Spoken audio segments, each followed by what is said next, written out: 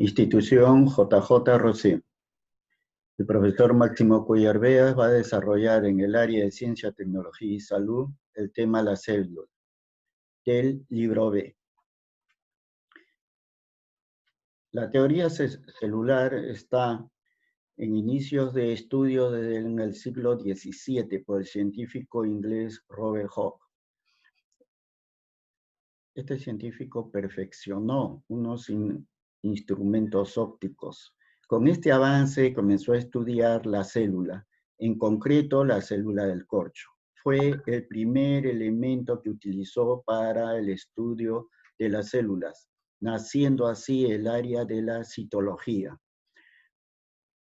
En el lado izquierdo pueden ustedes ver una célula con un corte definido en el cual podemos apreciar las partes más importantes, como los ribosomas, el núcleo en la parte central, el citoplasma y los nucleolos. ¿Cómo se clasifican las células?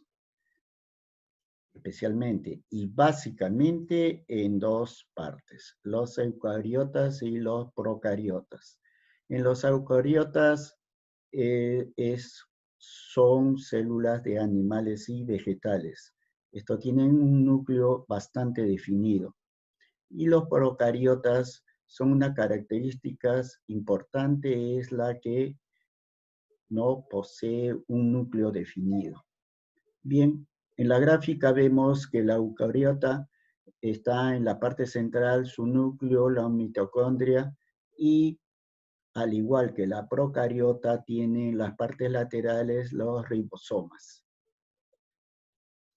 Las células procariotas son sencillas, se caracterizan por carecer de la membrana nuclear, por lo que el núcleo es difuso. Se trata de células bastante pequeñas,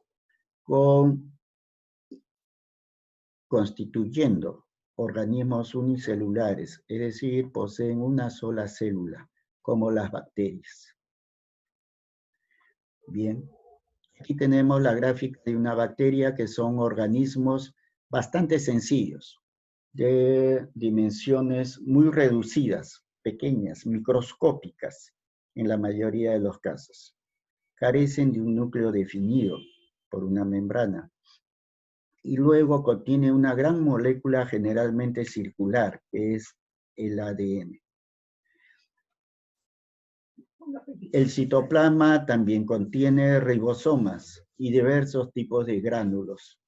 En algunos casos puede haber estructuras compuestas por membranas, que generalmente relacionadas con la fotosíntesis, que es la utilización de la parte de los vegetales en la vida mineral.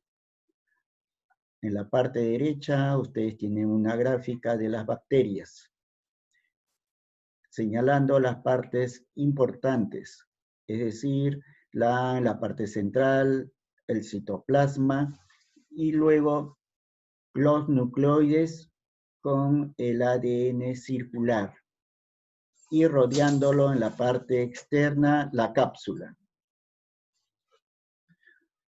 Bien, ahora la célula eucariota es la más compleja. Alcanza mayores niveles de organización, que presenta las protofitas, los hongos, las plantas y los animales. Y luego, en los seres vivos, las células se dividen en animales y vegetales. Aunque poseen la misma estructura, los vegetales son los plastos y una recubierta en la parte externa, que es una pared celular. Existen diversos tipos de células eucariotas, en las células, en los animales y en las plantas. En los hongos, sin embargo, existen bastantes diferencias sustanciales.